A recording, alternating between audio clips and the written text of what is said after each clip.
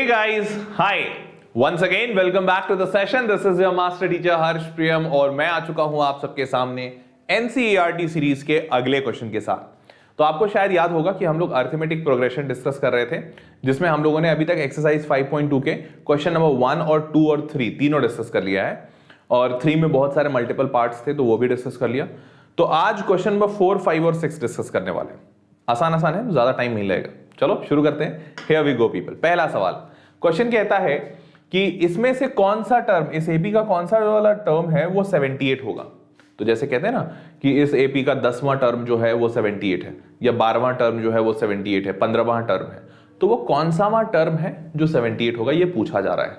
मतलब प्रिसाइजली आपसे इस क्वेश्चन में n की वैल्यू पूछी जा रही है और ये 78 किसकी वैल्यू है, तो ये an की वैल्यू है।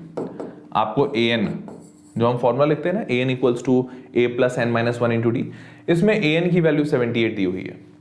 AP से देख के आप a की वैल्यू निकाल लोगे बहुत आसानी से। a क्या होता है, पहला टर्म, फर्स्ट टर्म, तो 3।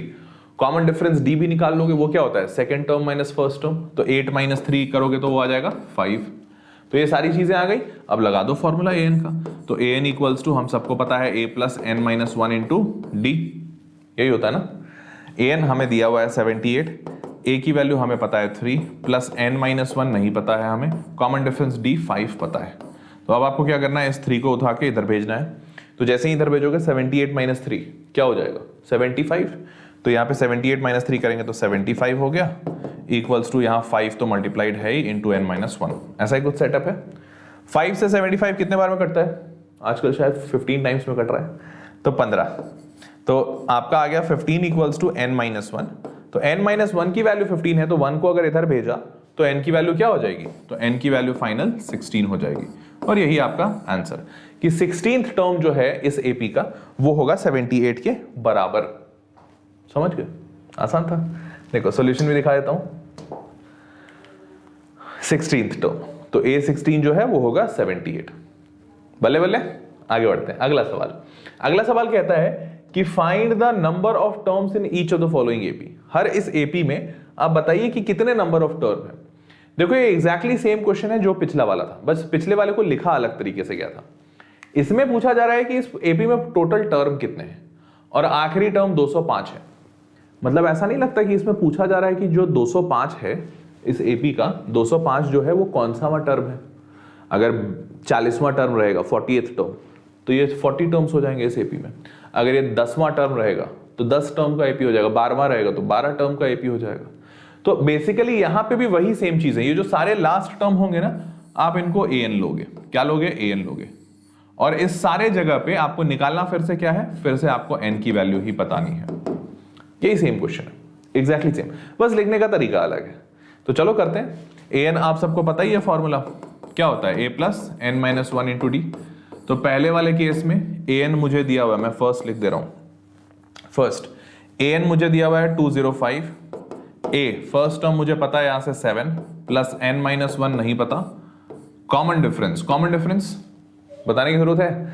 Second term minus first term, 13 minus 7, 13 minus 7 it's 6, तो 6 हो गया। इस 7 को आप इधर भेज दीजिए। तो आप जैसे ही इधर भेजोगे 205 माइनस 7 कितना होता है, 205 माइनस 7 198 होता है शायद। तो ये हो गया 198 equals to 6 times n minus 1। तो 6 से काटापीटी करो, कितने बार में जाएगा, 6 3 18, 6 3 18, 33 इक्वल्स टू n माइनस 1। तो बड़े आराम से n की वैल्यू नहीं आ गई आपके पास, 34 आ गई। यही तो पूछा गया था। तो आंसर क्या हो गया कि इसमें टोटल कितने टर्म्स हैं, 34। समझ गए, बुझ गए लो। बस इतना ही सिंपल था, इसीलिए मैंने बोला बहुत ही सिंपल है, सेम क्वेश्चन है जैसा पहले था। हाँ, तो अब नेक्स्ट क्वेश्चन क्या कहता है, नेक्स्ट क्वेश्चन कहता है कि 18, 15.5, 13 एंड सो ऑन। तो यहां पे फिर से वही सेम फॉर्मूला। अगर an में आपको पता है कि ये है आपका लास्ट टर्म an, तो इसी फॉर्मूले an equals to a plus n minus 1 into d, इसी में लगाओगे अगर तुम, तो an की वैल्यू साफ साफ दिख रही है -47। ओके, a पहला टर्म क्या दिख रहा है, पहला टर्म दिख रहा है 18, तो लगा दिया 18 प्लस n माइनस 1, तो n minus 1 into common difference. Common difference क्या है, तो कॉमन डिफरेंस देखो बच्चे क्या होता है, सेकंड माइनस फर्स्ट। तो 15.5 माइनस 18 करोगे, दिस माइनस दिस, तो 15.5 माइनस 18 करोगे तो if I am not wrong -2.5 आ रहा है। आ रहा है क्या, देखो दिमाग में करके। तो ये वाली वैल्यू -2.5 आ रही होगी, या तो तुम -2.5 लिख लो या -5/2 लिख लो, मैं बुरा नहीं मानूंगा, जो लिखना है वो लिख लो। अब आपको क्या करना है, इस 18 को इधर भेजना है, तो इसको इधर भेजा तो -47, और ये देखो 18 इधर आके -18 होगा, होता है ना साइन चेंज। तो -47 -18 दिमाग में कर लो ना, -65 आ रहा है शायद, तो ये हो गया -65 इक्वल्स टू -2.5 इंटू n-1। मतलब ये माइनस और माइनस तो गए, ठीक है, अब ये 2.5 को इधर नीचे भेजना होगा। तो जब आप नीचे भेजोगे तो 65/2.5 करोगे, तो या तो 2.5 कर लो, या फिर जैसे मैंने बताया था 5/2, वो 5/2 कर लो, 5/2। तो काटा पीटी करोगे तो ये 13 बार में गया, और ये 2 ऊपर चला जाएगा, तो 13 2 26। देखो जिन बच्चों को नहीं समझ आया हो कि सर ये आपने क्या क्या कर दिया ऐसा खतरनाक, तो प्लीज एक बार खुद से कॉपी पे सॉल्व करके देखना, हो जाएगा। ये मैंने कुछ कुछ लगाया है शॉर्टकट, तो ये हो गया। बाकी अगर तुमको नहीं आया हो, आ गया तब तो बल्ले बल्ले, नहीं आया तो प्लीज कर लेना, एक बार डिवाइड करके देख लेना।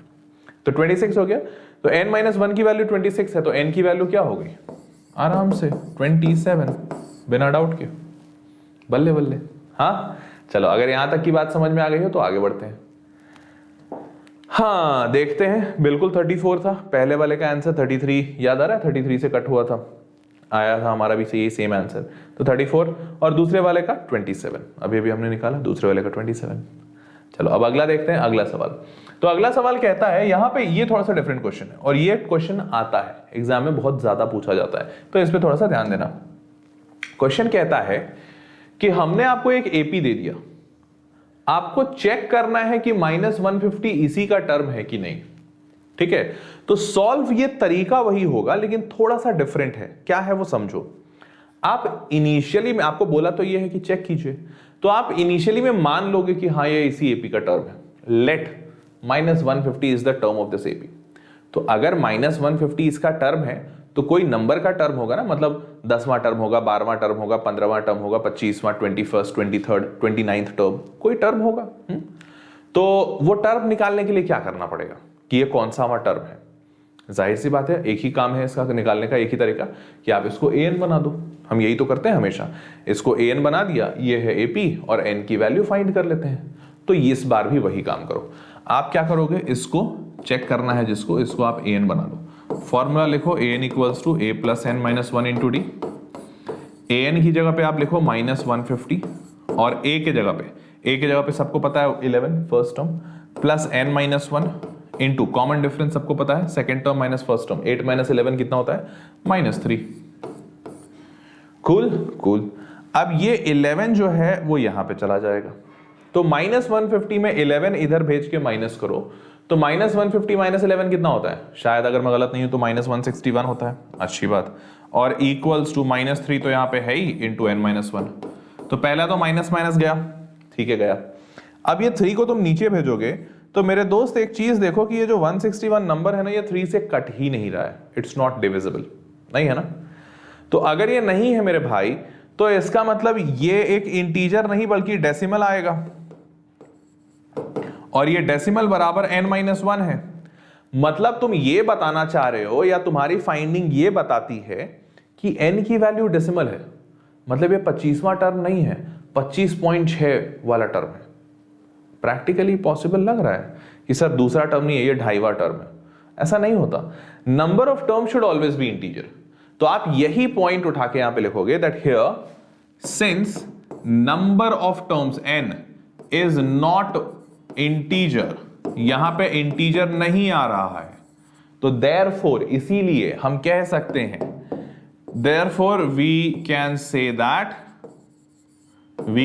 That -150 is not a term of this AP, not a term of this AP, वो इस AP का एक टर्म नहीं है मेरे दोस्त, समझ गए, बढ़िया। तो वो इसका एक टर्म नहीं है, पक्का, बल्ले बल्ले, ठीक है। तो बस यही एक सिंपल सा चीज था। देखो किया हम लोगों ने सारी चीजें सेम है, जैसा हम पहले करते थे, माइनस मतलब an की वैल्यू निकालते थे और लिखते थे ब्ला ब्ला ब्ला ब्ला, वही सारी चीजें हमने सेम की है, बट अभी ये वाला पार्ट थोड़ा सा चेंज हो गया, समझ गए। चलो अगर समझ गए तो देखो सोल्यूशन, यहां पे भी इन लोगों ने वही किया, -161/3 n-1 की वैल्यू, तो इसमें 1 ऐड किया तो जाहिर सी बात दिख रहा है कि ये एक इंटीजर नहीं है। इंटीजर नहीं है तो -150 is not a term of AP. समझ गए? हाँ चलो, अगर अच्छी बात है, अगर सारे बच्चे समझ गए तो बहुत ही अच्छी बात। Please hit the like button अगर वीडियो पसंद आया हो तो, and subscribe to the channel. और जो बच्चे मेरे साथ जुड़ना चाहते हैं, मेरे साथ लाइव सेशन करना चाहते हैं, तो उसके लिए लिंक नीचे एक डिस्क्रिप्शन बॉक्स में दिया हुआ है, वो लिंक लिखा हुआ होगा vdnt.in/ytpro। उस लिंक पे जाके आप खुद को रजिस्टर कर सकते हो। रजिस्टर करने के वक्त एक कूपन कोड का इस्तेमाल कर लेना HP Pro, इससे आपको 20% डिस्काउंट मिल जाएगा। मतलब कि से फॉर एग्जांपल अभी वेदांतु में पर मंथ के कोर्स का प्राइस ये है 2700 रुपीज पर मंथ। इसमें आपको मैथ, साइंस, इंग्लिश, सोशल सारी चीजें मिलती हैं, मतलब पूरा का पूरा वेदांतु प्लेटफॉर्म।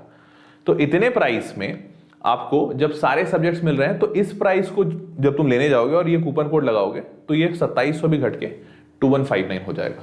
तो पर मंथ का प्राइस ऑलमोस्ट 2000 रुपए के आसपास है, जिसमें आपको सारे सब्जेक्ट्स मिल रहे हैं। अगर मोटा मोटी मैं मानूं तो math, physics, chemistry, biology, English, social, तो 6, मतलब तुम 5 ही मान लो, तो 5 मानोगे, 5 डिवाइडेड बाई 2000 करोगे तो करीबन कुछ 400 रुपए आ रहे हैं एक सब्जेक्ट का।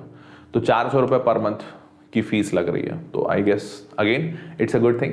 और सिर्फ इसमें पढ़ाई नहीं होगी, पढ़ाई के साथ साथ आप अपने डाउट पूछ सकते हो, आप अपना मेरे हैंड रिटन नोट्स ले सकते हो, मुझसे बात कर सकते हो, तुम all India test series attend कर सकते हो, तुम्हारे लिए असाइनमेंट्स मिलेंगे रोज, DPPs मिलेंगे, तो वो सारी चीज़ें यहाँ पे अवेलेबल है। तो इट्स मच बेटर सर्विस, तो you should try it. Okay, तो बस आज के लिए इतना ही था मेरे प्यारे बच्चे। अब मिलते हैं अगले सेशन में फिर से नए क्वेश्चन के साथ। तब तक के लिए शुभ रात्रि, शब खैर, गुड नाइट, बाय बाय।